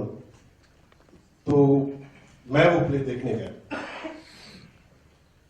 और उस प्ले को देख के ऐसा वशीभूत हुआ कि मैंने सोचा कि एक्टिंग ये है जो मुझे मालूम था एक्टिंग के बारे में, वो एक्टिंग नहीं है, ये एक्टिंग है। और कम से कम 80 शो लगातार हर दिन मैंने ओम जी के देखे उस थिएटर में, और हर बार एक नई चीज, एक नई एनर्जी, एक नया विश्वास उस परफॉर्मेंस में मैंने देखा। और वो मेरा पहला सबक एक्टिंग सीखने का, कि एक्टिंग एक्चुअली क्या होती है। तो वहां से आज तक उसके बाद हमने काफी फिल्में साथ में की हैं, टेलीविजन सीरियल साथ में किए, डिस्कवरी ऑफ इंडिया किया, यात्रा किया। उनकी जो पर्सनैलिटी थी वो दिव्या ने बहुत अच्छी बात कही थी, he was grounded all the time.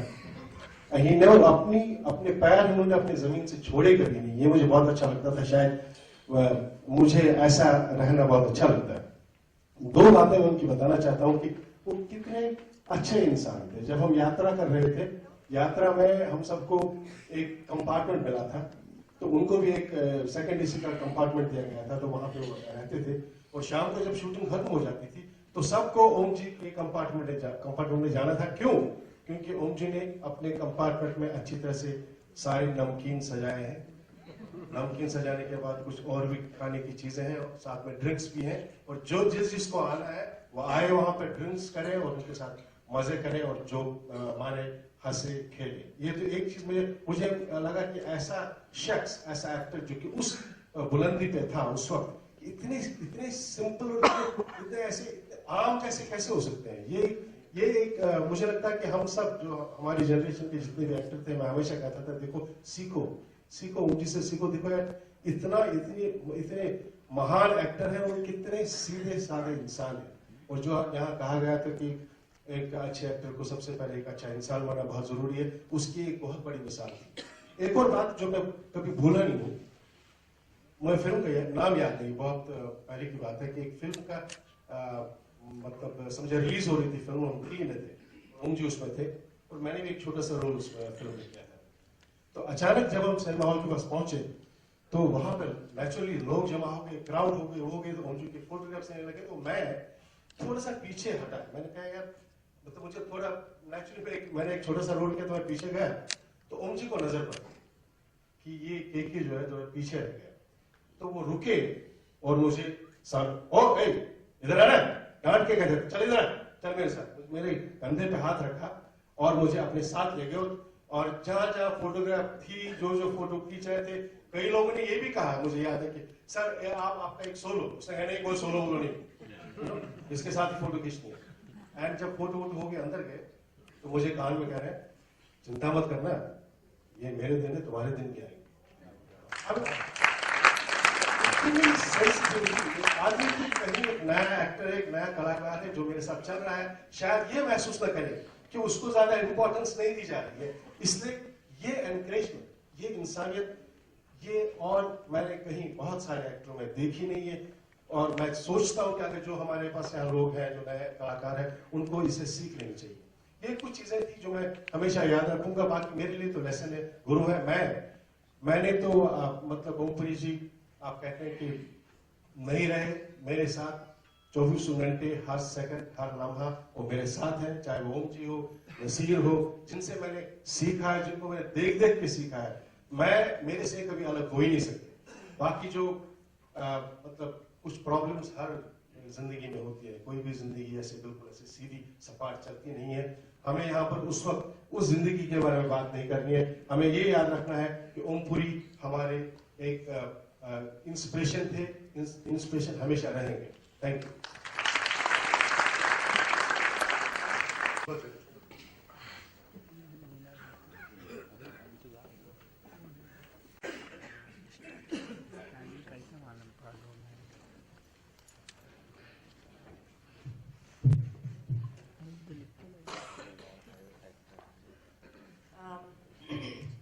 मैंने बहुत काम किया है उनके साथ, तो यहाँ आने से पहले मैं कुछ याद करी थी क्या कहूँगी, तो बहुत कुछ तो याद नहीं आया क्योंकि बड़े दिन से काम नहीं किया, पर छोटी छोटी बातें पुरानी में से कुछ याद आई। बहुत सारी बातें, क्योंकि हमने बहुत काम किया, बहुत सारी फिल्में फ्लॉप में भी काम किया, इसलिए ज्यादा पता नहीं लोगों को। तो मैंने कुछ ऐसा लिखा,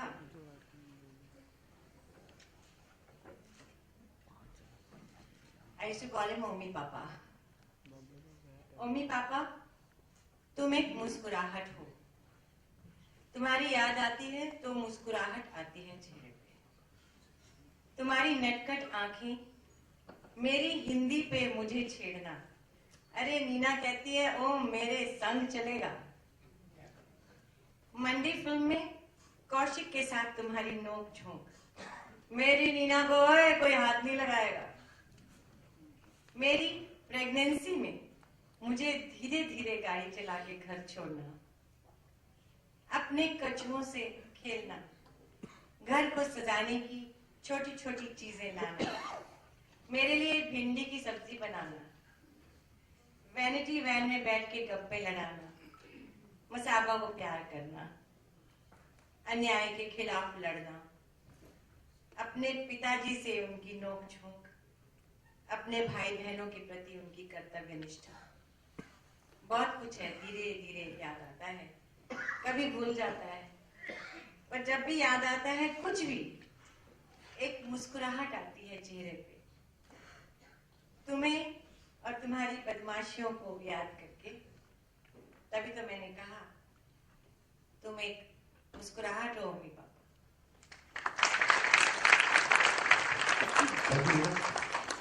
पवन जो उनके साथ उन्होंने काफी समय गुजारा, मैं चाहता हूं कि इनके लिए आप अगर जोरदार तालियां बजाएं तो ये तालियां उनकी जगह जरूर पहुंची।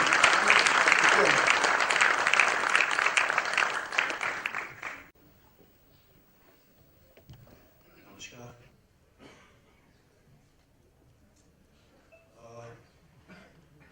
ओम जी को मैं मिला तो गांधी फिल्म के वक्त था, पर जान पहचान सही मायने में 1982 1982 मैं बॉम्बे आया। मैं जाने में दे फिल्म में प्रोडक्शन असिस्टेंट था और मैं उन्हें पापा जी बुलाता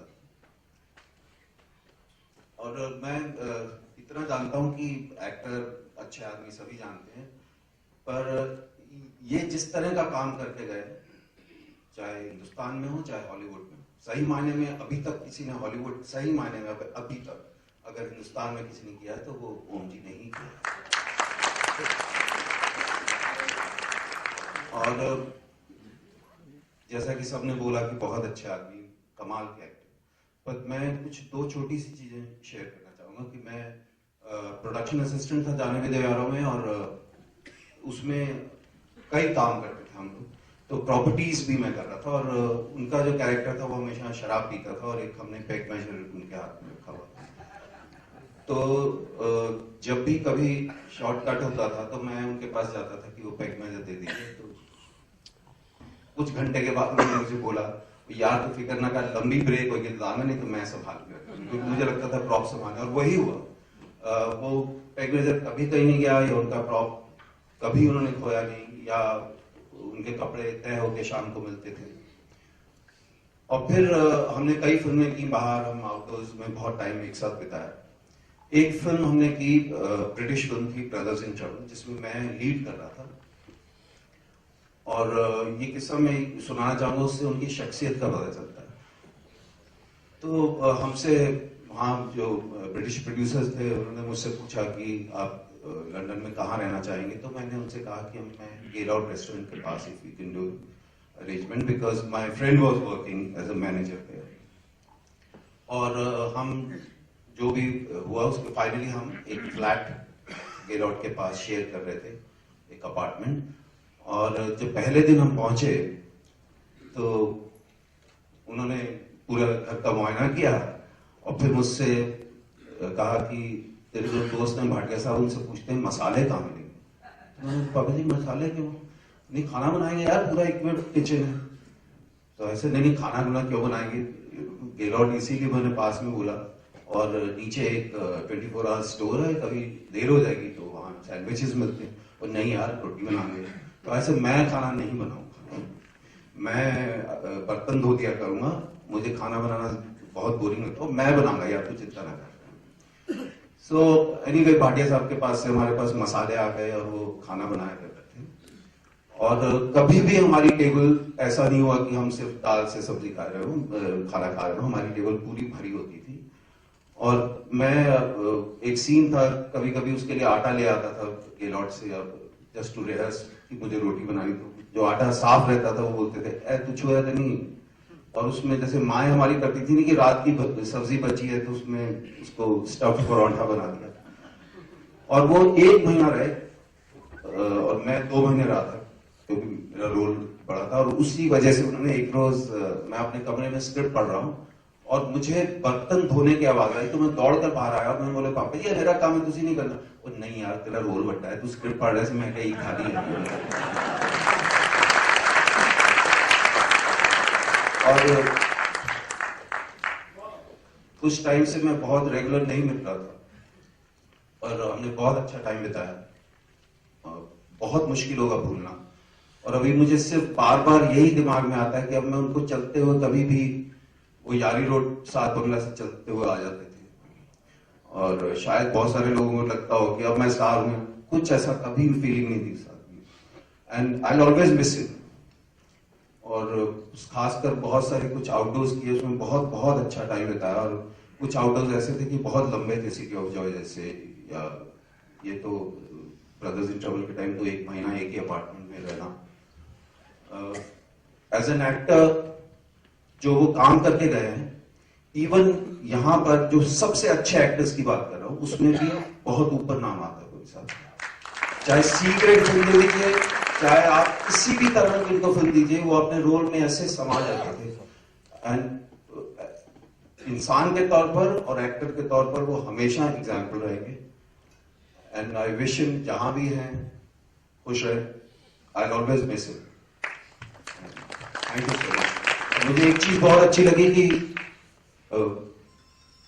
वैसे तो टाइम डेथ नहीं है, सबको जाना है, पर जितनी बार भी गेट टुगेदर हुए, ये 2, 3, 4 बार लोग मिले, जिस तरह से इंडस्ट्री आई है और जिस तरह से आई फील वेरी गुड कि इस तरह का उस शख्सियत पर जो रिस्पॉन्स मिला है। नहीं तो जनरली मैंने जो एक्सपीरियंस किया है कि अगर आगे पीछे फिल्म से जुड़ा हुआ कोई ना हो तो बहुत कम लोग होते हैं। लेकिन आई थैंक यू ऑल।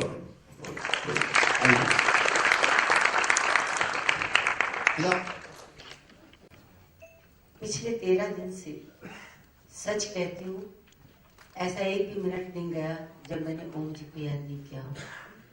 कुछ ऐसा हो गया कि उसको शब्दों में बयान ही नहीं कर सकती क्यों वो इतनी तकलीफ दे रहे थे। क्योंकि मैं सोचती हूँ कि इतने अच्छे व्यक्ति का, इतने समझदार व्यक्ति का ऐसा अंत क्यों हुआ, और वो जिंदगी में घबराहट पैदा हो जाती है। बहुत प्यार करते थे। नीना चली गई। मुझे ये कहना है कि हम बैठिए, गए कोई बात नहीं, तो और भी अच्छी तरह से कहूँ। तो ओम जी से वैसे मंडी से पहले का मेरा रिश्ता है, क्योंकि ओम जी जब एनएसटी में थे तो मैंने शॉर्ट टर्म एनएसटी में कोर्स किया था, और उस समय उत्पल साहब थे, वो म्यूजिक के टीचर थे। तो पता नहीं मुझे भी ऐसा शौक है, कभी टेबल बजा के गाया, कभी कुछ गाया। तो उत्पल साहब के कानों में मेरी आवाज पड़ी, तो एक दिन अपनी क्लास में ले गए और उस क्लास में ओम जी भी बैठे थे। मैंने गाया होगा, ओम जी ने सुना होगा, मैं निकल गई, पर ओम जी के दिमाग में वो गाना अटका हुआ था। फिर मंडी हुई, फिर बहुत सारी फिल्में हुई। जो भी व्यक्ति श्याम बाबू के साथ फिल्म करता है तो वो एक परिवार में बनता जाता है। ओम जी हमारे उस परिवार के सबसे अहम, एक जिसको कहते हैं कि उनका एक ओहदा था, और बहुत ही प्यार से सबके साथ होते थे। पर उन्होंने मुझे मरवा दिया। वो कभी भी कहीं भी रात के 12 बजे, सीमा भी यहाँ बैठी हुई है, रात के 1 बजे कहीं सड़क पे हो, कहीं झालावाड़ में कहूँ, कहीं भी बैठे हो, यार तुम्हारा देखो एक राजस्थानी यहाँ पे बैठा है, यार 1 मिनट वो गाना गा के बताना। तो कौन सा नहीं, तो मैंने उस पे लगा दिया है, तुम गाओ।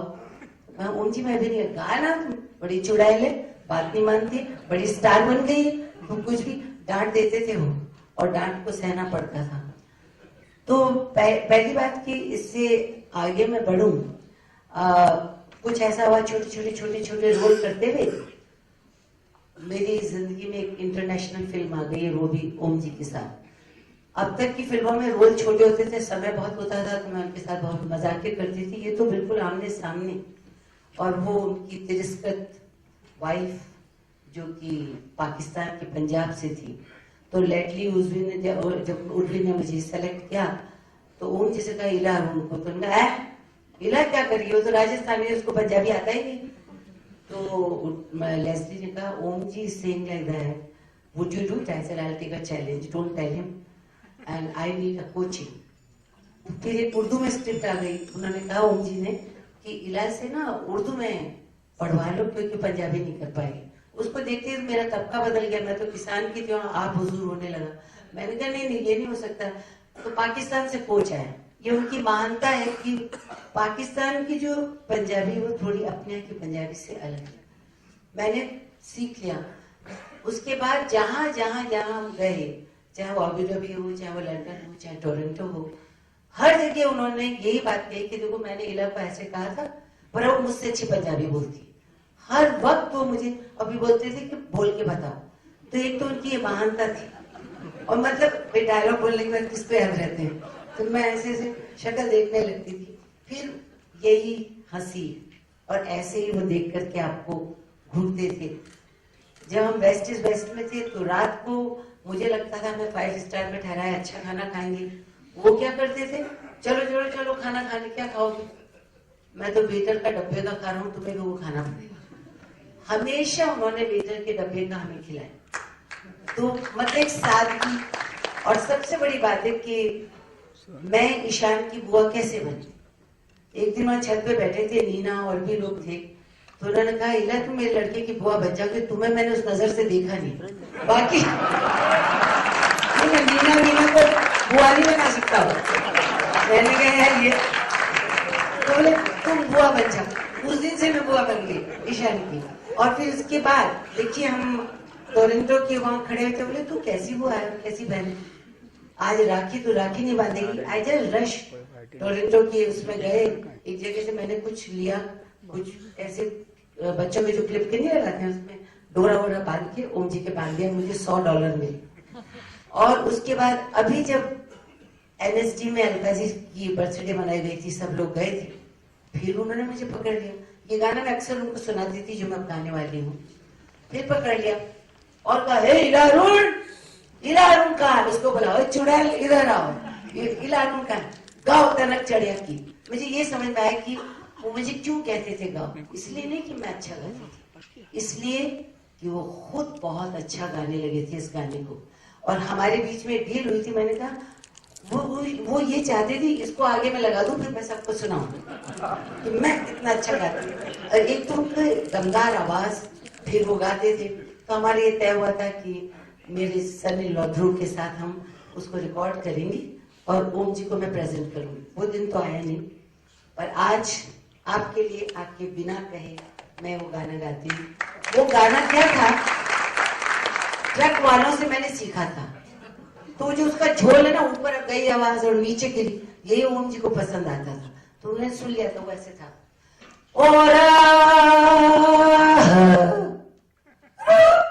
तनक चढ़ारी कांचली ने काख माले गयो रची जो गयो बड़ो मेला में हम बे बीजनी ले गयो रे दादा भाई बीजनी ले गयो। अरे फिर ये गाते थे रता ता ता ता गुलगुला में खार जाऊं लो रे खारी पोनी में पटेड़न तोरण मार जाऊं लो हंस मार जाऊं लो। और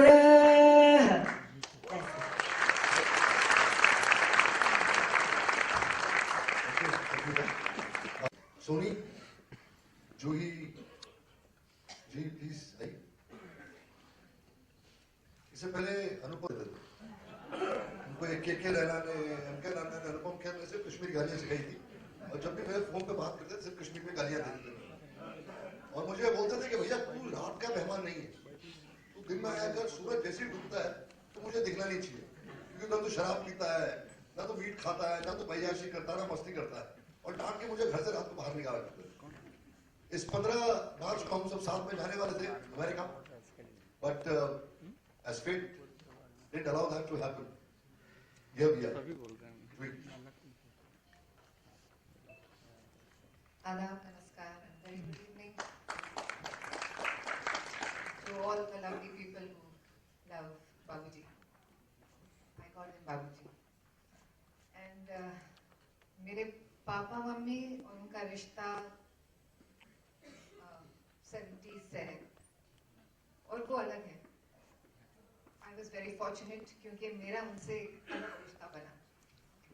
मेरी पहली फिल्म काश आप हमारे होते, उसमें वो मेरे फॉस्टर फादर बने थे. शरद कपूर के पिता थे, मगर मुझे पाला था उन्होंने, तो उसमें मैं उनको बाबूजी कहती थी. Now he had been Om uncle, Om ji, और मुझे जब तक मेरी पहली फिल्म नहीं हुई थी तब तक फिल्मों से काफी दूर रखा गया था, like all Punjabi fathers. So now I was acting with Om ji. अब ऐसा हुआ कि वो सीन था हमारा कि ओम जी फ्रेम में है एंड आई एंटर, और उन्होंने शरद कपूर को मार दिया है. एंड मैं आती हूँ और पीछे से सिर्फ मैं कहती हूँ बाबूजी आपने क्या किया, और उनका कुछ ऐसा वाला डायलॉग था कि ये तो मुझे बहुत पहले कर देना चाहिए था type of thing. So I came and I said बाबूजी आपने क्या किया. नादरा जी आपने इतने दिनों से कोरबाई नहीं खिलाया तो और क्या होगा. Obviously, I was like, ये क्या होगा?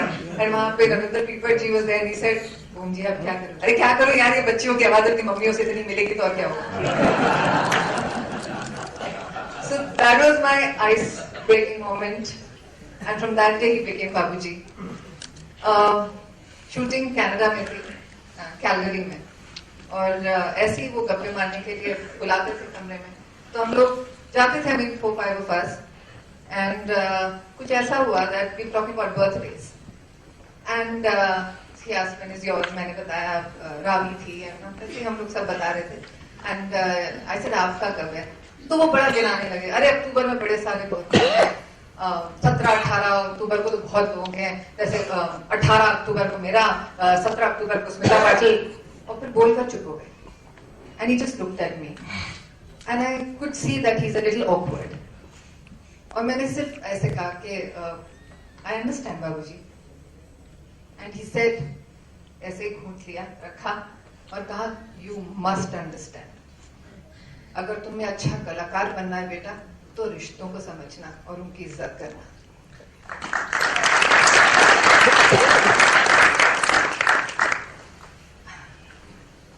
लेटर बाबूजी और मेरे रिश्ते को एक और मोहर लगी. मैं शाम को राखी बांधती हूँ.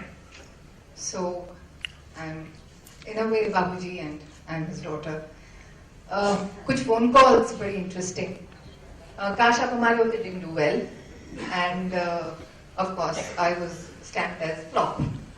So कुछ ऐसी एक दिन बात हुई, किसी वजह से मेरा उनके साथ phone call हुआ right after the film, and he said कैसी हो, तो मैंने ऐसे कहा हाँ ठीक है. क्यों, क्या? मैंने कहा अच्छी फिल्में नहीं मिल रही हैं, क्या करूं? तो क्या हो गया, मत करो. He said तुमको क्या राज बब्बर की तरह 4 बहनियां बिहानी है, भाइयों को सेटल करना है, या मेरे जैसे पूरी फैमिली को सेटल करना है? घटिया काम मत करना लड़की. Okay. And not that I made a choice, God was very kind. घटिया काम आया और ना अच्छा काम आया. That's good. So at least I was not known for घटिया काम. A very recent conversation. Diwali पे उन्होंने फोन किया था मम्मी को और कहा मैं चाहता हूं कि ईशान आपकी वर्कशॉप करे. अब वो बड़ा हो गया, अब आप बस आप लोग अपनी ठाय में ले लीजिए, आप उसको बना दीजिए, अब बड़ा हो गया वो. एंड ऑफ कोर्स मम्मी से, पापा भी बॉम्बे में थे, सो बात हुई अच्छे से. And then he called me and he said the same thing to me कि मैंने नादरा जी को कह दिया है और वो आएगा, और मगर तुम्हारी जिम्मेदारी है कि वो रेगुलरली क्लास में आए और ठीक से सीखे वगैरह वगैरह. एंड ही सेड तुम क्या कर रही हो आजकल? एंड आई सेड कुछ खास नहीं बाबूजी, बच्चा, घर, पति. पॉज.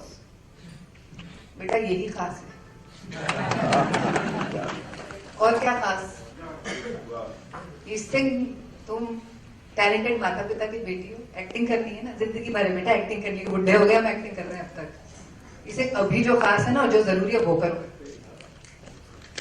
सो बाबूजी, trying to do my खास right now. Love you always. रिश्ता कायम रहेगा, शांति में.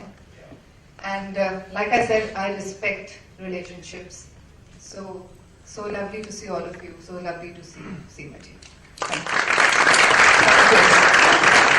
you, Sushant, and thank you, Amit, for hosting me. Thank you. Thank you. Satish, मेरे पास भी कल 1 ही घंटा बचा है। ये हमारा 1 घंटा बनाना है। मेरे पास भी ये सब अभी कितने लोग हैं? लेकिन इसमें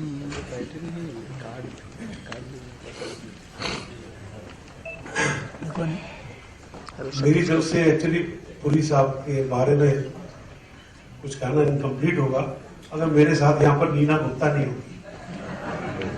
Neena are you the auditorium? वो चली गई? अरे यार देखा, मैं हमेशा उसको बोलता था पुरी साहब से बच के रहे, बच के रहे, बच के रहे। ठीक है, पुरी साहब बड़े दिल फेंक आदमी है। तेरे को कभी अपने नेशनल अवार्ड दिखाते हैं ना, अंदर कर देंगे तो समझ में आए। पुरी साहब, नीना चली गई, देखो मेरे आते ही चली गई। क्या बोलूं मैं, मेरे को अच्छी तरह याद है। यही किस्सा जो है, पुरी साहब वो सुषमन पिक्चर बन रही थी, वो कुछ वीवर्स के ऊपर थी। तो पुरी साहब जो है वो अपने कैरेक्टर में हमेशा बड़े मेहनती, कितने इंसान थे और कितने मेहनती एक्टर थे। तो वो एक्चुअली हैदराबाद से कहीं दूर किसी जगह पे एक पोचमपल्ली में अपने एक जहां पर वो वीवर्स की वो लूम्स हुआ करती थी, वो वहीं रहते थे। ऐसा वही खाते थे, वही पीते थे, अपना डिनर भी करते, ताकि उनको एक्चुअली वो सीखना था सर। तो उसके लिए हम सबको छोड़ के यहाँ पे होटल की बजाय वहां रहा करते थे और नीना को वहां बुलाते थे। तो मैं नीना को बोलता था मत जाओ, इनके नेशनल अवार्ड पड़े होंगे, वो अट्रैक्ट हो जाएगी और मेरा पत्ता कट जाएगा। मेरे पास नेशनल अवार्ड क्या अवार्ड। तो हमारी ये बात चलती थी, हमारा ट्रायो था, इसीलिए मैं एक्चुअली नीना गुप्ता को बुलाना चाहता था कि ये ट्रायो हमने इतना एंजॉय किया सुषमन के दौरान। और हमेशा मेरा हाथ मरोड़ने में पता नहीं क्या इनको इंटरेस्ट आता था कि जब ले मेरा हाथ पकड़ के बस घुमाते रहते। वो एक बार बल्कि श्याम बाबू यहाँ पे है कि नहीं पता नहीं, मेरे को अच्छी तरह, मेरे गलती से मेरी आदत है कई बार कुछ ऐसा ह्यूमर करने की। तो वो सुषमन जो है वो वीवर्स के ऊपर थी, कपड़े बनाने पे और मतलब बुनने वालों के ऊपर थी।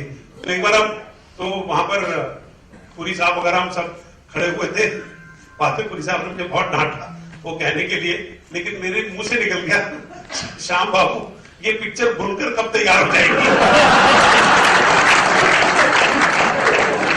तो वो बुनकर तो श्याम बाबू को बड़ा गुस्सा है, पता नहीं क्यों किसी बात से परेशान थे और उन्होंने विस्की का गिलास मेरे मुंह पे विस्की तो फिर पुरी साहब से डांटा और कहता यार तू बड़ा कमाल का आदमी है, देखो कि तेरे को ऐसे तेरे अपने अपने टाइप के जोक करने की क्या जरूरत थी श्याम बाबू के सामने। मैंने कहा जी मैंने तो भूलकर इमीडिएटली इस्तेमाल कर लिया ऐसे।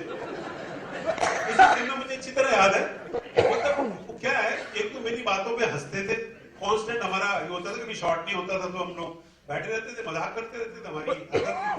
मेरा उस पिक्चर में थोड़ा सा एक सीरियस रोल था, तो वो हंसते हंसते क्या हुआ, शॉट रेडी हो गया और श्याम बाबू ने कहा था एक ही बार में करना है ये उधर में एक रील होती थी ना कि 400 फीट चलेगी। और मेरा कुछ सीन ऐसा था, उनकी बैक थी और मेरा फ्रंट था और बाद में उनके शॉट होने थे। तो वो हंसते हंसते मैं गया, शॉट रेडी हो गया, मैंने डायलॉग याद किए हुए थे वो किया और मैंने आके गुस्से में वो पुरी साहब को मुझे डांटना था, खबरदार तुम अगर ऐसा किया और ये किया। तो मैंने अपना डायलॉग बोलने शुरू किए और इनकी बैक और ये हंस गए ताकि मुंडी भी ना हिले तो बैक शॉट है। मेरे को कैसे वो पूरा डायलॉग कंप्लीट करना पड़ा, मेरी हालत हो रही है और वो चापा बोल था कट नहीं करना बीच में। अभी वैसे ही फ्रस्ट्रेटेड एक्टर थे, बड़ी मुश्किल से तो काम मिलता था, वो भी आधे में कट जाएगा तो कैसे रहेगा सर। तो जब शॉट खत्म हुआ तो मेरी हालत, मैंने कहा पुरी साहब क्या कर रहे हो आप यार, मेरा सीरियस चीज चल रहा है आप हंसे जा रहे हो। वो कहता यार तू अभी तो हंसा रहा था सबको, अब तू गुस्से में कैसे हो गया तू? मैंने कहा अब यार नेशनल अवार्ड विनर एक्टर हो, आपको पता है कैसे एक्टर चेंज होता है ना। कहने नहीं यार तेरे पर गुस्सा सुस्त नहीं करता, मैं भी हंस रहा था सब। तू गुस्सा क्यों करता है? गुस्सा होने की जरूरत क्या? पर मैंने कहा मैं कैरेक्टर है मेरा, मैं क्या करूं यार, मेरे को गुस्सा तो होना पड़ेगा। तो ये पुलिस साहब हमारे, और खैर मेरा तो आप अगर समझे तो हमारी शुरुआत जो है, मैं अच्छी तरह याद है अगस्त 1979 में आया था ये शक्ल को लेके। तो बहुत ही अंदर से हिला हुआ हौसला था, सपना बड़ा स्ट्रांग था। बड़ी खुशी की बात थी कि पृथ्वी थिएटर का आगाज हो गया था, पृथ्वी थिएटर खुल गया था, तो थोड़ा कुछ अपना टैलेंट दिखाने का मौका। और मेरी खुशकिस्मती थी कि मैं 9 अगस्त को एक्चुअली लैंड तो नहीं, मैं ट्रेन से आया था। अब तो लैंड ही नहीं किया ट्रेन से आया था। तो पृथ्वी थिएटर आया और 9-10 अगस्त को बिच्छू प्ले ऑलरेडी चल रहा था, और रंजीत कपूर ने मुझसे कहा यार हमारा एक एक्टर चला गया, तू तो बिच्छू में बैक स्टेज काम कर चुका है, तो तेरे को डायलॉग याद होंगे, ऐसा करके 16 अगस्त को पृथ्वी थिएटर में प्ले है, तो तेरे को 16 अगस्त को ये शो करना। पुलिस साहब उसमें मेन रोल करते थे। तो मैंने कहा मेरे पास रहने का ठिकाना नहीं है, अभी पता नहीं है। मैं अपने रिश्तेदारों के बाइकला रहने गया था, उनको बताया कि मैं एक्टर बनने आया हूं, तो 3 दिन से उन्होंने बात ही नहीं की मुझसे। वो बात करना बंद कर दिया उन्होंने। तो मैं बार बार मेरी तरफ देखते रहते हैं ये कह क्या रहा है।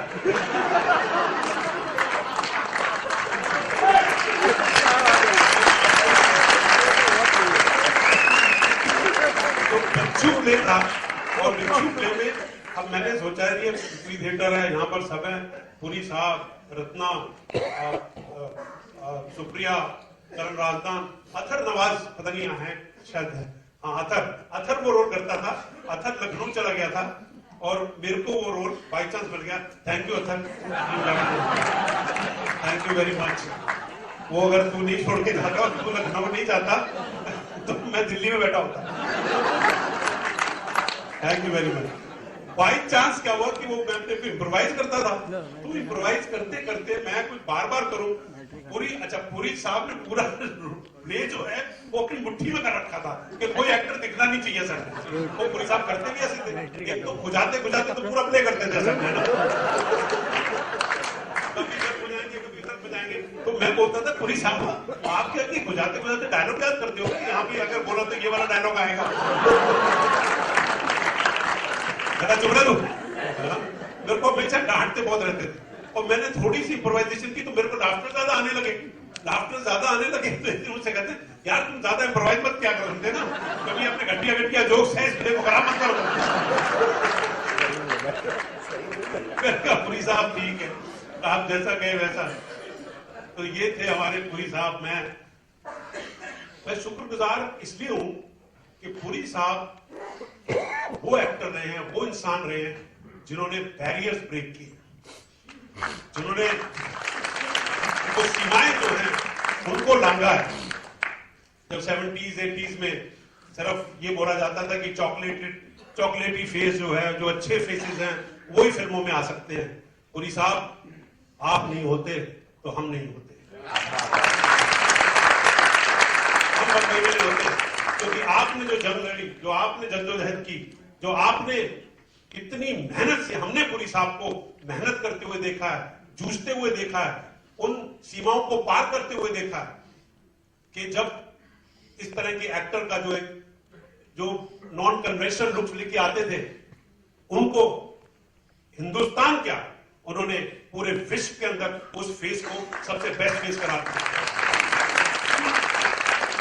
पुरी साहब का तो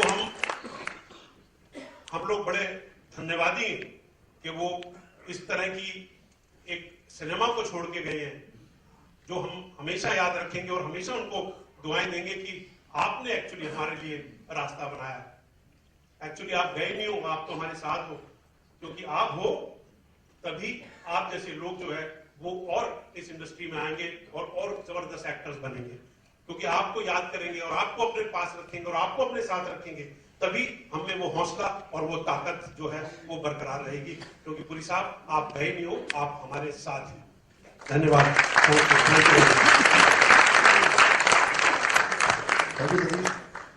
मैं रामगोपाल बजाज साहब से उसकी सतीश ने अभी जिस तरह से इस बात को दिखाया है और बखान किया है, उसके बाद मैं ओमपुरी के बारे में बोल पाऊँ, लेकिन मैं फिर भी हिमाकत करूँगा सतीश। और कुछ और लोगों ने तरह तरह से बात की है जो हमारा रिश्ता तो नहीं कहना चाहिए, ये कि जो हमने देखा, ये सही है कि राष्ट्रीय नाट्य विद्यालय में ओम जब आए थे 70 में, हम लोग 7-8 साल उन लोगों से सीनियर थे, नसीर वगैरह के बैच से। और उनके बैच में बंसी कौल, नसीरुद्दीन शाह, भानु भारती, ज्योति, सुभाष, ये लोग थे। और हम लोग झांकने के लिए जाया करते थे देशांतर से कि देखें कौन से नए बच्चे आए हैं, हमसे ज्यादा 30 मार्क का कौन है। और जब हमने नसीर का एक आधी एंट्रीज देखी या एक आधा काम ओम का क्लास का देखा, और मैं जाकर के देशांतर में कारंत जी और ओम शंकरी वगैरह हमारे सीनियर थे, उनसे बोलता था, भाई साहब बहुत टूफी चीज आई है, ऐसी ऐसी। और वे लोग मुझे डांटते थे तो खामखा इम्प्रेस हो जाता है, बड़ी मलामत होती थी। बहरहाल ये वो दौर है जिस वक्त जिसको बलराज पंडित की जुबान में कहें तो हम सभी